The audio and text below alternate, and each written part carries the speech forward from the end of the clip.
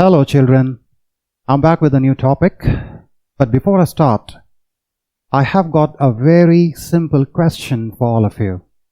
You ready?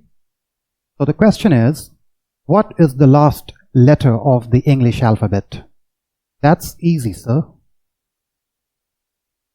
But बच्चे इसकी right pronunciation क्या है? क्या आप इसकी pronunciation सेट करते हैं या आप इसकी pronunciation जी करते हैं? देखिए बच्चे, आपके पास ना अभी इंफॉर्मेशन है.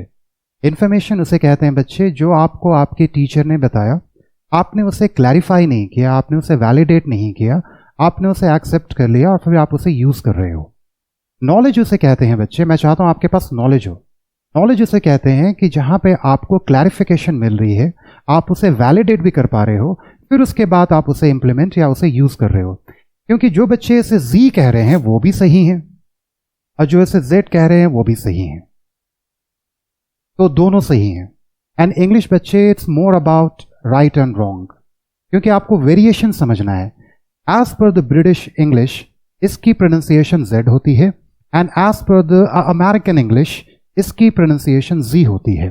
बट क्या आपके टीचर ने आपको ये क्लैरिफिकेशन दिया? क्योंकि आपको सिर्फ बोला गया कि बच्चे आप इसकी प्रोनाउंसिएशन जो है वो सी करेंगे, आप जेड नहीं करेंगे. तो इसका मतलब ये हुआ बच्चे कि जो इसकी प्रोनाउंसिएशन जेड कर रहे हैं वो गलत है, वो गलत नहीं है और गलत आप भी नहीं है. तो आखिर ऐसा क्यों है कि मैं आपको बोल रहा हूं कि आप इसकी प्रोनाउंसिएशन जी करें, जेड ना करें, जबकि ये गलत नहीं है? क्योंकि बच्चे देखिए, हम मॉडर्न वर्ल्ड में हैं और हमें मॉडर्न इंग्लिश सीखनी है.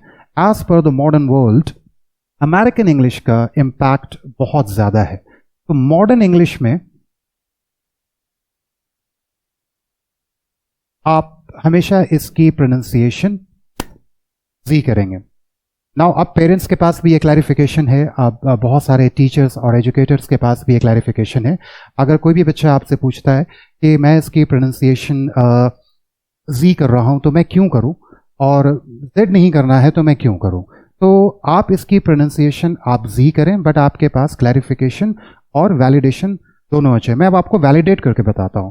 देखो बच्चे, आपको ये ऑनलाइन डिक्शनरी है, dictionary.cambridge.org. इस लेटर को मैंने यहाँ फीड कर दिया. अब आप इसे यूके इंग्लिश और यूएस इंग्लिश आप यहाँ पे देख रहे हो. मैं आपको दोनों सुनाता हूं. Z, Z, yes. Z, Z, one more time. Z, Z. तो इसकी प्रोनाउंसिएशन Z भी है और Z भी है. तो अब आपके पास क्लैरिफिकेशन भी है और अब आपके पास वैलिडेशन भी है. तो मैं यही चाहता हूं बच्चे, आपके पास नॉलेज हो, और जब आपके पास नॉलेज होती है तो आपके लिए बहुत इजी हो जाती है चीज़ों को एक्सेप्ट करना और इम्प्लीमेंट करना.